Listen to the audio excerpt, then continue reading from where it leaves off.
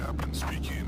At this time, I'd like to advise you to please direct your attention to the attendant on the screen. Thank you. Good morning, ladies and gentlemen. For everyone's safety, regulations require your compliance with all lighted signs and crew member instructions. Please review your passport given to you at the door to be sure that you've been given your stamp of the week. Take a moment to review your closest exit. There are 2 located on either side of the bottom floor, 2 up the stairs and on the sides, and 2 final exits at the top and in the back. Thank you for choosing Elevated Airlines.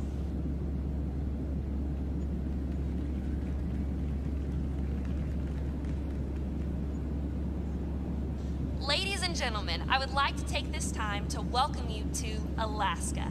The local time is 7:35 a.m. For your safety and the safety of those around you, please remain seated with your seatbelts fastened and keep the aisles clear until we are parked at the gate. On behalf of your entire crew and Elevated Airlines, it is our pleasure to welcome you to Alaska. Enjoy your staycation.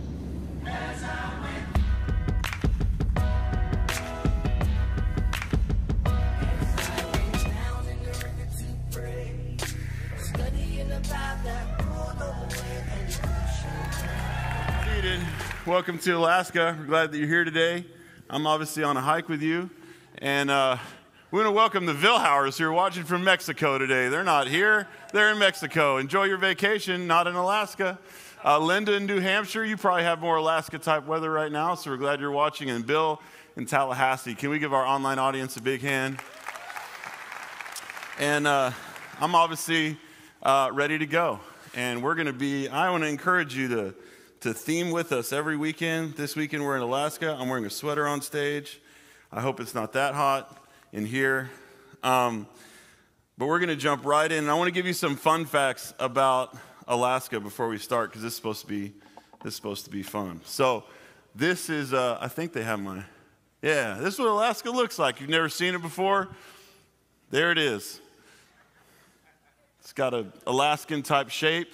You know, Alaska is, Alaska's 50 miles from Russia. You could, if you drove across the ocean, you could drive right into Siberia from Alaska. Alaska is twice the size of Texas. And this is what it would look like if you put it inside the continental United States. Alaska's population density is 1 person per square mile. For comparison, New York City has 27,000 people per square mile. And if Manhattan had the same population density as Alaska, only 16 people would live there. Alaska is an introverse dream.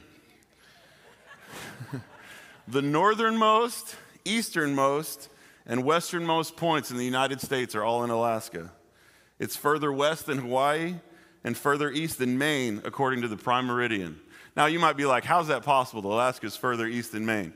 These little islands right here, those are like the Aleutian Islands. You can see them way there on the left, on the furthest west coast of Alaska. That actually is there's a prime meridian that runs 180 degrees that separates east from west in the world. And that island, that little island right there on the left, is the furthest east point in America, which is more east than Maine. And then parts of Alaska can get up to 19 hours of sunlight per day, depending on the season. And you can see the northern lights 243 days a year in Fairbanks. Recently, me and Courtney had the opportunity to go to Alaska. I like going to new places. I like experiencing new things. But to give you a perspective on who I am as a person, people asked me if I borrowed all this gear that I have, because I'm not really like a hiker or like physically into things like hiking. If I go to Alaska, I'm going to find the nicest place to stay inside and enjoy what Alaska looks like from inside my hotel room. But yes, I do possess and I own all these things, and I did not buy them for today. I had them from before. So me and Courtney went to Alaska, and one of the things we did before we went to Alaska is we stopped in Seattle. And I want to take you on a little bit of a journey that we went on, but through the eyes of our daughter Charlie, because one of the things that Charlie did was Charlie gave Courtney this little bear, and she said, I want you to take this bear on your trip. And so Charlie got to see our trip through the eyes of this little stuffed bear. So obviously that's the Space Needle in Seattle. So we stopped in Seattle first. And in Seattle, I don't know if you've heard about how well Seattle's doing or not doing recently. It was a little bit, I felt like in my experience with Seattle, I was like, it can't be that bad. It was pretty rough. So we were staying in a nice part of town, and me and Courtney had gone to see a movie, and we were walking back to our hotel. And there's really, I'm not saying this to politicize anything, it's just factual. There's really no police presence anymore in Seattle. And so we're walking around at night in Seattle, and in a touristy part of town. It wasn't like, a grungy part of town, at least in my opinion. This story that I'm about to tell you would say otherwise. But so we're walking, and we turn the corner to kind of make our way back to our hotel. And about 150 feet from us, there's a homeless man, and he has one knife, like a Bowie knife that's this big. It's stuck in the side of a tree. And the other knife, he has another knife in his hand, and he's like knife fighting this tree by himself. He's preparing for somebody to walk up to him so he can do this to them. And so I see this guy, and I turn to Courtney, and I'm like, hey, and I don't want to draw attention to ourselves. It's like literally us and this homeless man on the street. So I'm like, hey, come over with me. And I was going to go to the other side of the street where there was nobody. Well, Courtney either ignored me or she didn't hear me. And she just not walked toward this guy, made a beeline to this guy. And in my mind, I'm like, okay, well, whatever's going to happen is about to happen. And so we walk towards this man who is ready for battle at any point. I'm just trying to enjoy my vacation, hoping that the first night I don't end up in the hospital getting stabbed. So we walk towards this guy, and then about 10 feet from him, Courtney realizes that he's holding a massive knife in his hand, and he's stabbing a tree. And so I kind of get between him and Courtney, and the good thing is he was just so honed in on this tree. I don't know what it did to him, but he was so honed in on this tree that he didn't even notice that we walked right by him. And so when we walked by him, I was just laughing. I go, you have no fear. You're not afraid of any. You just walk straight toward, hey, that guy's got a knife. I think I'll walk straight towards him. And she goes, no, I didn't even see the knife until we got closer to him. I was like, well, I tried to warn you. She's like, yeah, I didn't hear you. So that was how our trip started. It gets better. So then we take this bear on a hike. We went up. There's a hike in Ketchikan, Alaska, called Deer Mountain, where you hike up about 2,000 feet of a mountain, and you get to the top, and it's so beautiful. You can see all these fjords and everything that's in Alaska. It's really amazing. And so we take the bear on this hike. It's about a 4-hour hike, and you go 2,000 feet up and come 2,000 feet down. And this is us and sitting in a bunch of fog once we hiked up the mountain. It's so beautiful, the fog that we saw. It's so wonderful that we did that hike for that view. We got up there and went, well, I guess we're at the top, huh? Yeah, we're at the top. Might as well take a picture. Could have done this on the ground. I'm wearing a backpack there. I'm wearing this backpack, and I'm obviously surveying my domain that I now am on. So that was the hike that we went on. And then we went to a place called Mendenhall Glacier that's outside of Juneau, and this is where the bear went with us. And that's a waterfall where the glacier shoots out. This is me and Courtney promming. I call it promming because we did the prom pose. And we're at Mendenhall Glacier, and if you've never been there, it's kind of a national park, but it's a little bit small, and everything's really paved. There's really wide sidewalks. You're not doing these crazy hikes. And we'd already hiked up Deer Mountain, and so I was ready to not hike ever again for the rest of my life. And so we're walking back. So it's about from where this little waterfall is, and you can see the glacier, from where that is to the parking lot is maybe 100, 200 yards. So we're walking back to the parking lot, and we're on this really wide paved path. It's just all asphalt. It's nice. It's my kind of hike. And there's this massive cliff face. And then there's about 15, 20 feet of foliage between the cliff and the road. And so we look, and there's all these people that are standing in a line, and they're looking into where these trees are. And we're like, what are these people looking at? Well, they happen to see in this little space of foliage that's backed up to a cliff, they happen to see a mama bear and 2 cubs. And so all these clowns thought it was a really great idea to stand as close to them as possible in a straight line and take pictures of them. If you don't know much about bears, and I don't know much about bears, but I know I don't really want to be close to one in the wild.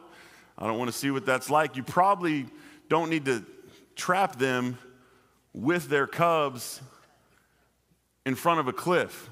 Like it's going to be you or the cliff, and I'm pretty sure a bear would fight you before he fought a cliff. So I look at all these people lined up, and I'm just standing back going, man, these people are idiots. Someone is going to get maimed today, and I'm glad it's not going to be me. And then this happened. Watch this video. You can barely see it on the phone. Crazy. Oh, let's see. Yeah, I've heard it before. Oh, shoot. But yes, at the same time. Oh, yeah. You know how I have that video? That's where Courtney was standing.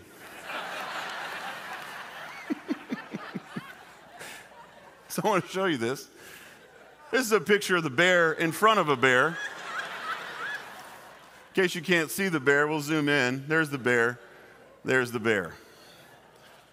So I'm sitting there going, 2 mistakes. One was Courtney was standing in front of it. The other one was I'm safe, and I let my wife be in a very unsafe place. So Courtney's in this service today, so I wanted her to come up here and tell you guys about what her thought process was as she observed the bear. So she's going to come up here. Y'all welcome Courtney on the stage.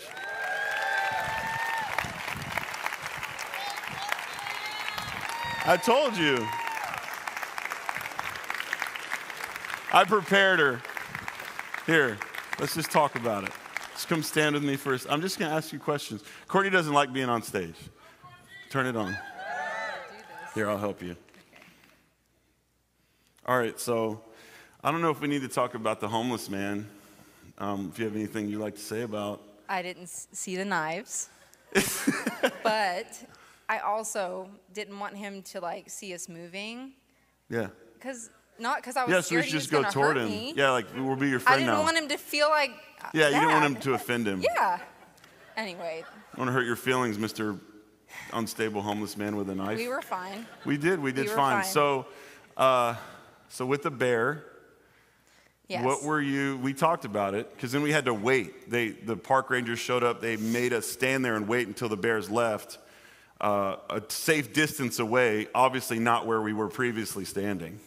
And so, like I asked you, I go, what were you were so close. I mean, like that's like 10, 15 feet from the bear. And I said the only thing that stopped the bear was if you watch the video. Let's just watch the video again. Let's recap it again. That way you can see it again. I know you'd all love to see it. Let's watch the video again. So you can see there's this little like tree right here. It's a little vine situation. Watch when it comes out. It's like, oh, I can't see it. What is it? It's hard to see. Oh, shoot. But yes, at the same time. So it hits the tree, and it's like, oh, man, there's a tree there. I guess I won't kill this person. So in your mind, you're standing that close. You can see the bear. Yeah. You're standing that close to the bear. What were you just kind of... That morning, I had prayed, like, God, I want to see a bear. And so, like, that was God answering my prayer. Yeah. And I'm like, this is the coolest thing ever. So when you saw it, did you think, I could get hurt? This is really dangerous? I never thought it would hurt me. But if it did, it would leave a really cool scar. But you really thought in your mind, like, when you saw that, and even after that happened, you weren't afraid? I didn't think a bear would ever hurt me. No. It's beautiful. We're one with nature in our house. Y'all give Courtney a big hand. Oh, Thank you. you. I love you. So, I wanted her to share that with you because she probably won't be here second service, and I'll have to explain this thought process of, just that bear ain't gonna hurt me. Me and bears are friends. I've been to the zoo before. Uh-oh. So I'll just set this here. So I loved getting to hear that because Courtney's probably out of the two of us, Courtney's probably the more anxious one and the one that struggles with fear a little bit more. But in two situations where we should have been actually afraid, there was a good reason to be afraid. Courtney had zero fear. It's like, I don't want to offend this guy, make him think we don't want to be around him. He's going to stab us, but it's cool. And then I prayed that I would see a bear, and then I just knew that bear wasn't going to hurt me because that was God's gift to me that day that I got to see a bear up close and in person. So forever, Charlie has a picture of her bear with a bear. It was a dream come true. In the Bible, the Bible talks about this. In 2 Timothy chapter 1, verse 7, the Bible tells us that God has not given us a spirit of fear and timidity, but of power and love and self-discipline. And that's what I want to talk to you about today just for a little bit. When the Bible talks about fear, fear is this Greek word, dalia. And dalia in the Greek means lack of mental or moral strength, the definition of cowardice. In that verse, there's also a definition of power, that God's given us a spirit of power. So we're dunamis, and that's the capability to work wonders. That God, if you have a relationship with God, then you have the capability within you to work wonders. And then self-discipline, and that's really what I want to hang out on for a little bit today. That's this word Sophronismos, and it's a word that comes from philosophy. It's a word that comes from Greek philosophy, but it means prudence. To point out which course of action you should take and to govern and discipline yourself using reason. So ancient philosophers and Christian theologians considered self-discipline. This is the same word we would use for self-discipline, Sophronismos. They considered self-discipline the mother of every virtue or core value that we could have. And what the Bible tells us is that God has not given us a spirit of fear, but of power, the capability to work wonders in love and self-discipline or prudence, the ability to use reason and logic in our lives. God's given you that ability. God built you with the brain that you have. And God's given us this capability to operate with an element, not of just self-control, because when we read that, it's like, well, I can control myself. That's great. It's way more than self-control. Sophronismos is about this idea that you can govern your life using logic, reason, common sense, and also wisdom. So without Sophronismos, without self-control or prudence, bravery becomes recklessness. Mercy becomes weakness. Freedom becomes criticism. Humility becomes arrogance. And selflessness can often become corruption without prudence. I love this idea that we can talk about wisdom a lot. The Bible tells us that wisdom is the principal thing and that we should get wisdom. That's what Proverbs says. But this idea of sophronismos, this idea of self-control, self-discipline, prudence, it's our ability to access wisdom. It's one thing to want to pursue wisdom. It's another thing to access it. One of the things we talk about here at Elevate Life Church is that wisdom is not the power to differentiate between good and bad. Wisdom is the power to differentiate between good and best. And we can see the difference between good and best, but not choose it. We can know the best thing, just like in life. Paul says this, he says, I do the things that I don't want to do, and I don't do the things that I know that I should do. So we live life a lot of times, and we're just trying to differentiate, but we know the difference between good and bad, but oftentimes we choose bad. Like if you want to know the definition of sin is making a mistake on purpose. That's why we call it sin and not being a mistake maker. What a lot of people don't want to call themselves sinners because they're like, hey, I make mistakes. A mistake is something that you do out of ignorance. Sin is something that you do on purpose, right? And so most of us live in this tension. We live in this balance between good and bad. We're like, should I do the good thing or should I do the bad thing? I know what's good and I know what's bad. That's not wisdom. Wisdom is knowing the difference between good and best and choosing best. Well, this idea of self-control or self-discipline, depending on which version you read it in, or sophronismos in the Greek, this idea of self-control is our ability to access wisdom. It's our power that we have to choose best, because we can know the difference between good and best. just like I can know the difference between good and bad. Knowing the difference between good and bad does not help me to choose good. It just helps me to know. Knowledge is like a useless thing if I don't apply knowledge, right? So God gives me reason and logic so that I can operate with a level of prudence and discipline. I love what Aristotle said. Aristotle said, anyone can get angry. That's easy. Or give or spend money. But to do this to the right person, to the right extent, at the right time, with the right motive, and in the right way, that is not for everyone, nor is it easy. We all have resources, we all have time, we all have ability to utilize those things in the right way or in the best way. That's the hard thing. The difficult thing is not to know, the difficult thing is to do for all of us. And why is self-discipline so important to us? The reason why self-discipline is so important to us is because our lives are not vacations. We don't build our lives in big, sweeping moments where like everything is just so amazing.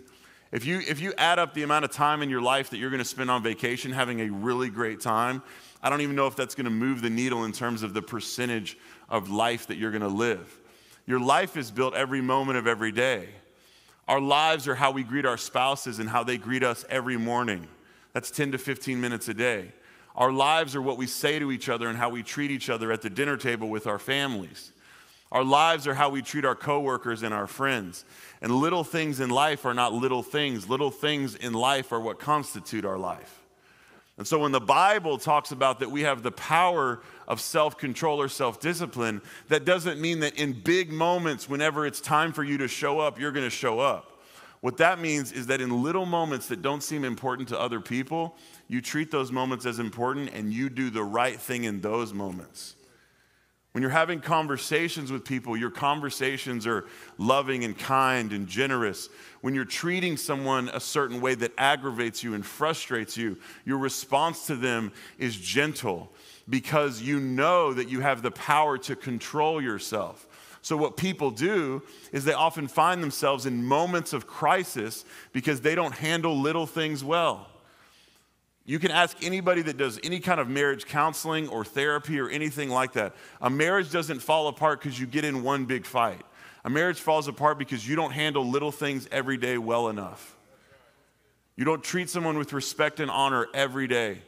You don't value what's valuable to that person consistently. And eventually it leads to the point where there's a big thing that happens, a breaking of a relationship that happens. Friendships fall apart because of this. Business partnerships fall apart because of this. We get fired from our jobs because of this. Most of us have not been fired. I've been fired before. I've been fired I feel like a few times from here, but I kept showing up. So they said, well, I guess he's just not going to take, and it's not even a hint. I guess he's just not going to take our direction. So most of us go through life and we don't handle those little things well, and we don't understand why these big things that are not so great start happening to us. Pastor Keith says it this way: when you take care of the little things, the big things take care of themselves. Right. If every day you operate in self-discipline, think about this with your health. If you're a person that works out, if you're a person that values physical fitness, if you do fitness activities on a consistent basis every day, you'll probably not have a heart attack, most likely.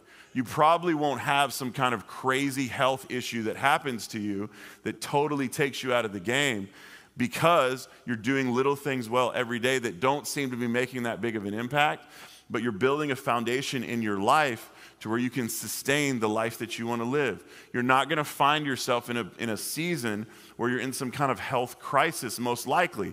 Now, there's certain things that are outside of our control, and these things happen. So it's not like by being self-disciplined that we're going to avoid any kind of pain. But if we do little things well every day, the big things that happen will be really good big things, not really bad big things. So like I was saying about being fired, most of us that have been fired from jobs, we haven't been fired because we made one big mistake. It's because every day we made a whole bunch of mistakes, and then people just got tired of dealing with us making the mistakes that we were making. So the Bible tells us again that God has given us the power to access wisdom, to operate in wisdom, to live a life that is disciplined. mentally, spiritually, emotionally, physically, and in every other way. This is the power that God wants to give us. This is the power that God has given us. So the reason why I tell you the story about Alaska, because it was like this really crazy lifetime memory that I have with Courtney, but also Courtney in that moment had prepared to not be afraid of a bear.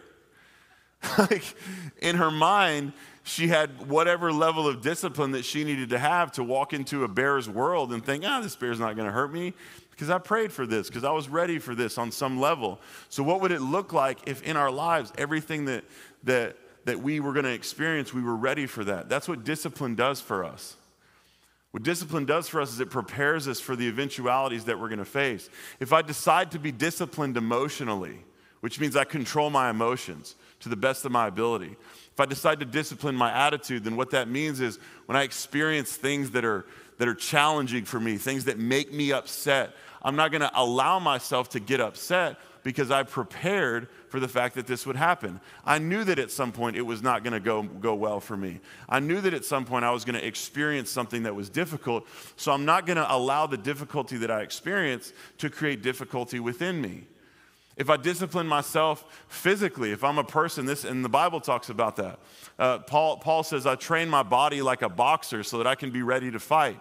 And if I discipline myself physically, then I know when I have a hard day or a difficult time, then I can respond to that challenge with equal force because I was prepared for that challenge. None of us today would do what I've done before.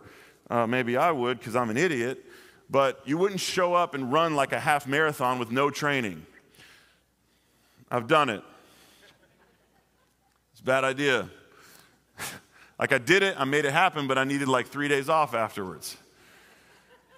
I couldn't walk. It was so awesome. So very few of us would say, hey, I'm going to sign up for this challenge, whatever the challenge is, and I'm not going to prepare for that at all. But that's how we live life a lot of times. I'm going to go get married. I don't know what it means to be married, but I just think God's going to handle it all for me. That's the worst idea you could ever have.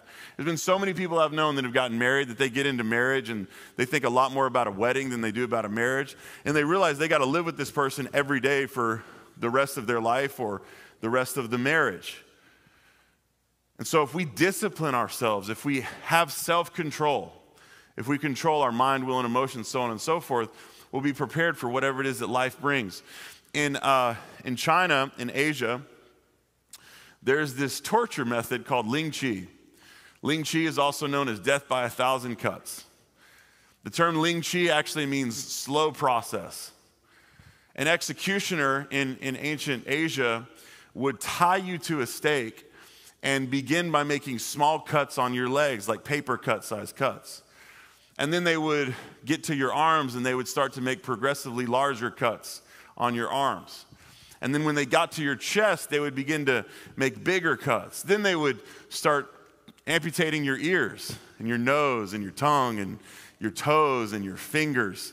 And this Ling Chi process has been known, and you can read this, it has been known to take up to 3 days, and up to 3,000 different cuts are recorded as being a part of this process. The last cut that they would do is they would either cut your head off or they would stab you in the heart. If you think about your life this way, our demise starts with little cuts. Glances, attitudes, ignoring things, being unintentional, a lack of discipline. Maybe we're allowing things to offend us. Maybe we're allowing things to hurt us. Maybe we're ignorant and we don't realize what we're doing and that's hurting us, or how we're taking things the wrong way. It's really easy to live a manageable life and be offended because you can just switch friend groups all the time. Or you can move to a new city where nobody knows you. You can go to a new job. You can go to a new boss where it's like, well, hopefully this person doesn't offend me, without realizing that you're in control of your level of offense, not somebody else. But we can live life and be offended people because, hey, like that's a little cut for me. Like, so would I walk around like with my feelings hurt all the time? I can manage that because I'll go vent to my friends, or I'll go talk to somebody who's maybe not going to offend me. But then we get to bigger cuts. We stop doing things that we know that we should do. We neglect relationships. We don't control our emotions. We leave our spouse because they don't love us the right way. We quit our jobs because they don't value us. We don't work out because we're too tired. We stop serving, stop putting God first, stop hanging around the right people that are going to challenge us to be better. We decide that the price for discipline is not that important because we're not dying yet. So a lot of us that don't work out, and I've been a person that's like this, so I can talk about this. When you don't work out, you can feel okay for a certain period of time. You're like, I'm fine, I'm okay. I don't feel like I'm dying. I don't feel like anything bad is going on. By the time you're dying, it's too late to go work out, by the way. By the time you got diabetes, it's too late to prevent diabetes. By the time you got all these issues that are happening in your life because you didn't discipline yourself, it's too late to go back and prevent those things. Now you just have to deal with them. And so this is what medium cuts are like. It's like, oh yeah, Dennis Waitley said this. He said there's two great pains in life, the pain of discipline and the pain of regret. One weighs in ounces and the other weighs in tons, right? Pastor Keith talks about choosing our hard. The pain of discipline is hard because it's hard every day. The pain of regret is hard because it's hard for the rest of your life.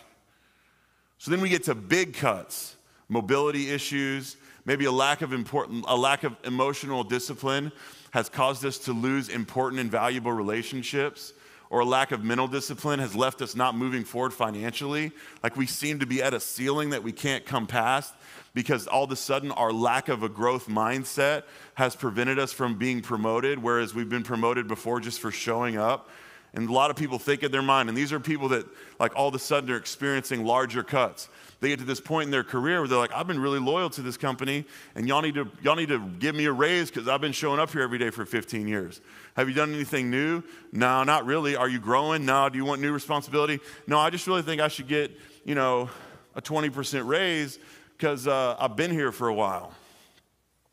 That's the kind of people that all of a sudden start to experience big cuts where your company's not as concerned about that. They're like, great, if you're not going to take on new responsibility, we're going to take that money that we could give you, we're going to give that to somebody else. Maybe a lack of spiritual discipline has left us feeling like we have no meaning and purpose.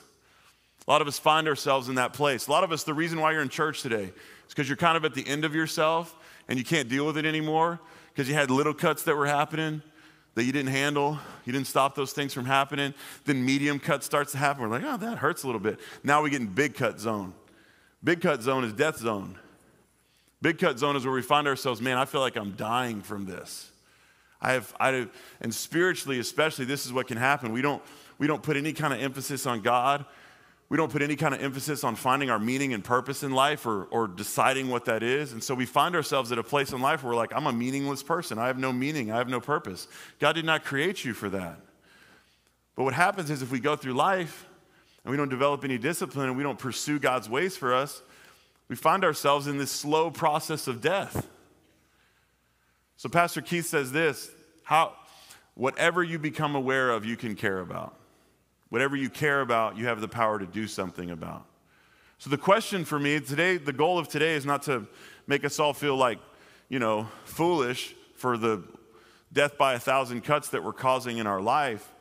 It's how can we fix that? Because all of us, honestly, we have places in our life where we're not as disciplined as we should be. We're not Sophronismos. We're not really practicing wisdom. What would it look like if you practiced wisdom physically?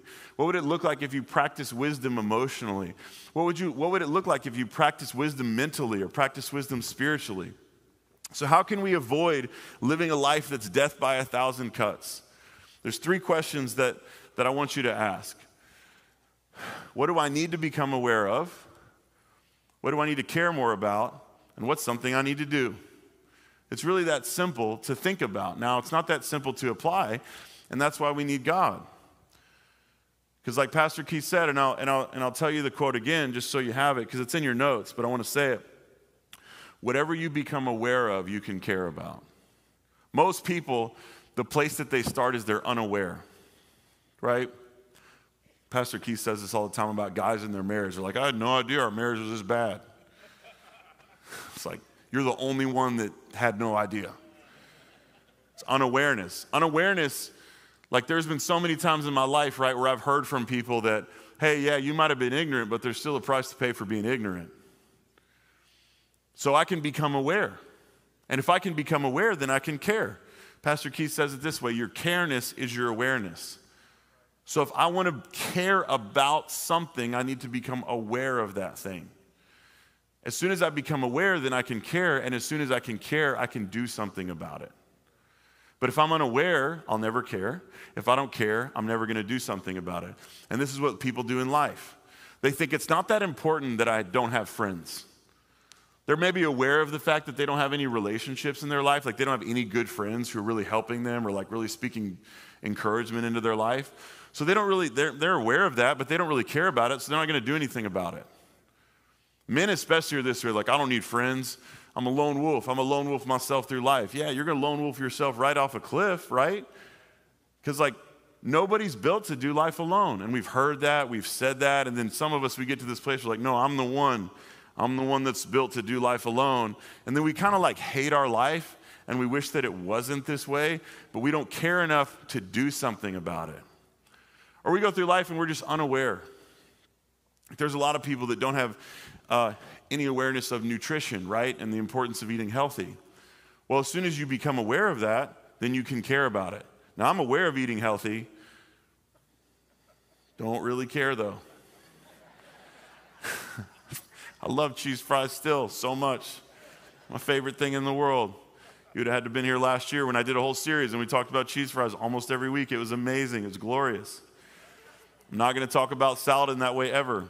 Or kale. I was talking to someone the other day and they were telling me how much they love kale. They have a garden, they have kale in their garden, they just go out there and eat kale. I'm like, man, that sounds like a freaking nightmare. If you put me in jail, that's what they would do to me. Here's jail and kale, they rhyme, so they go together. Amen. Like, eat this thing, it's awful, it's horrible. It's the worst thing ever. Some of you are like, man, that's not true, you just have to get used to it. I don't have to get used to the taste of ice cream. It's an acquired taste. Ice cream is not an acquired taste. The first time my kids had ice cream, it was the best thing they'd ever tasted in their life. That's how everything should be. Everything should be that way, 100%. Discipline is an acquired taste. Ugh. So I'm aware of it. I don't care that much, so I'm not going to do that much about it, right? Ice cream, they can make healthy ice cream. They can make like ice cream that has all the vitamins and all the nutrients. I know they can. Go do it. You'll be a billionaire, I promise. Change the world. So in our life, we're struggling with one of these three things. We're struggling with maybe being aware of something. God can bring awareness, but also the people in your life that care about you can bring awareness. One of the ways to become aware, like in a relationship or in a marriage, is to ask how it's going. You know, like if you're a dude in this room like me and you just want to figure out what you should care about in your marriage, just say, hey, like, how's our marriage going? You get an honest answer. You might not be ready for it. If that answer's ready for you, then what do you need to care about? And then what can you do something about? Like I'll never not pay attention to where Courtney is again on vacation. Might be swimming with sharks. I don't know. It's like, where'd she go? Oh, she's in there with the sharks and the alligators hanging out. Why? What are you doing?